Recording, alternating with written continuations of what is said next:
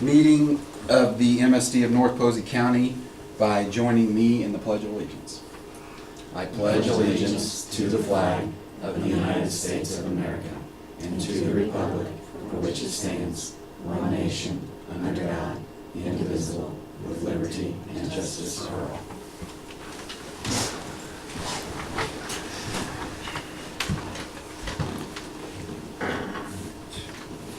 So first item on the agenda is the minutes, claim docket, and consent items. Looking for a motion.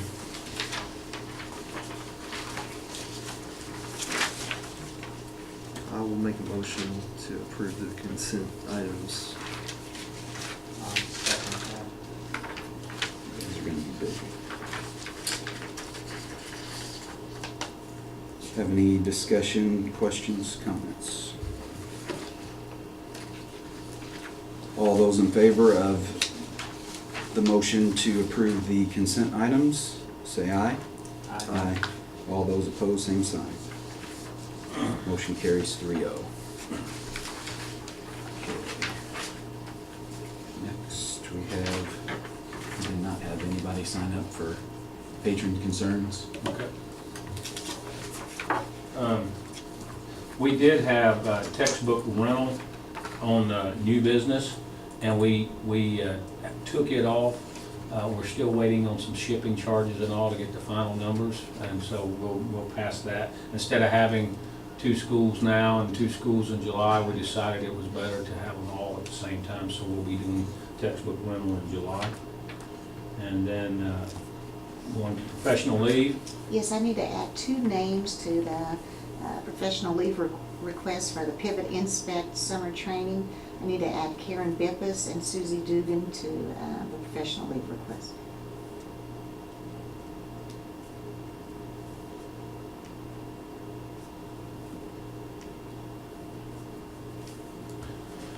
Okay. Asking the board at this time to approve the professional leave request as presented with the addition of the 2 names. I'll make a motion, we approve the professional leave request with the addition of the 2 names. I'll second. Motion by Mr. Stock and seconded by Mr. Oakley. Do we have any comments, questions, concerns? None. All those in favor say aye. Aye. All those opposed, same sign. Motion carries 3-0. Information and reports.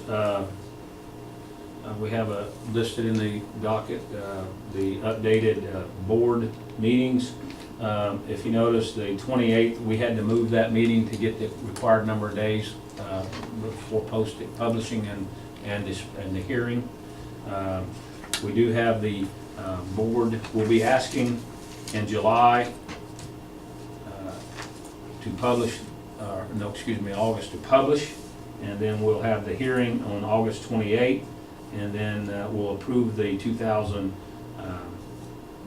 we'll approve the budget in September. That's good on the 28th then. Yeah. Next, we have host care. Amy and I attended a conference with Scott Schaus, Assured Partners, and a lot of the other people there with Pareto with their insurance carrier. Host care, we're going to fill out an application for them. Basically what they do is provide an alternative for medical care. Like, let's use me for an example. At some point in time, I'm going to need a knee replacement. And I can go to my doctor here, and I can go to the surgeons here, and I can do it right here.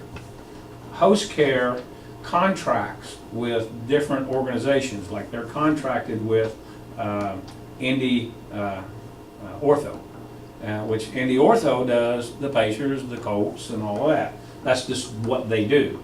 I could elect to go with host care and go up and have my surgery there, and with that surgery they would compare the cost to the surgery here versus the surgery up there. And because they have contracted prices, highly qualified place. I mean, it's, it's not we're not in a back alley, cutting on your knee. So the savings that would be generated from that obviously goes back to your insurance costs, so it helps out your utilization. And then you can give some of that money back to the patient to go and do it there. And just off the top of my head, most of the savings were around some $10,000 to $15,000 to $20,000, and some of them were $70,000. So, and then they give a little bit of percentage back to the person who did the host care because they saved the corporation money, and then the fee that host care charges is taken out of that. So all of that is factored in when they figure up the cost. So basically, it's a way to travel and get medical care at a highly qualified center because they contracted prices for different things. And there's no premium, it's just, they take it out of the difference of the cost of the procedures. So, I mean, to me, it's a win-win, and I know we were there, Mount Vernon was there, there's several other businesses were there, and it looks like a win-win to be able to do that. They figure in the travel costs, they figure in everything, and then The nice thing for the employee, I'll just interject, it takes care of the deductible too. Instead of the employee, say Todd hadn't, it would be an odd year and Todd had not hit his deductible yet. Instead of saying, okay, you still have to pay your $4,000 or $2,600 deductible, they factor that in too, and they just tell the employee, you're good, you've already hit your deductible, but then they really don't ever have to hit it. So it's a positive there too, because one side of it is you've had this surgery, and that usually hits your deductible and you still have expenses. They just go ahead and take care of the deductible. So then the rest of the year, say he did it in January, the rest of the year he's hit his deductible even though it never came out of his pocket. So it's good for the employee as well as saving the company, us, the insurance company who we are now, the premiums and then over the cost of the surgery. I think it's a win-win for everybody, so we're looking at that. We haven't signed up for it yet, but we're looking at it. The insurance committee, we're going to have to start calling it the insurance committee. The insurance committee, we'll have to take that to the insurance committee and develop what savings ranges would receive what amount of money back to the employee who took advantage of those care. So we have to set all that up, and that has to be done through the committee. The few reports are listed. Summer projects are going well. If you went by the high school, they've got the floor poured, they're building the block walls, the steel, they said may show up toward the end of this week, if not, definitely next week. And so they're moving right along and they do not see any problems at this point. There were some minor little things with drainage and stuff that weren't shown on the prints, but there was some horse trading going on and there was no extra cost added to it, so that was pretty good.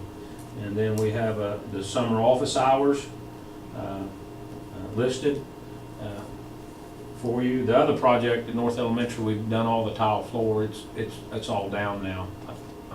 I was pretty much all down on Friday, so I'm sure it's all down now. And then they're moving over to the junior high. And then, I don't know if you saw, where they're doing the project at North Elementary where they're moving the light post and all of that and getting it out of the way of the parking lot and putting in the new lines, and so they're upgrading all that. And the power will be off tomorrow for a couple hours. Just a couple hours? Well, and then it might be off the next day too, but definitely tomorrow for a couple hours.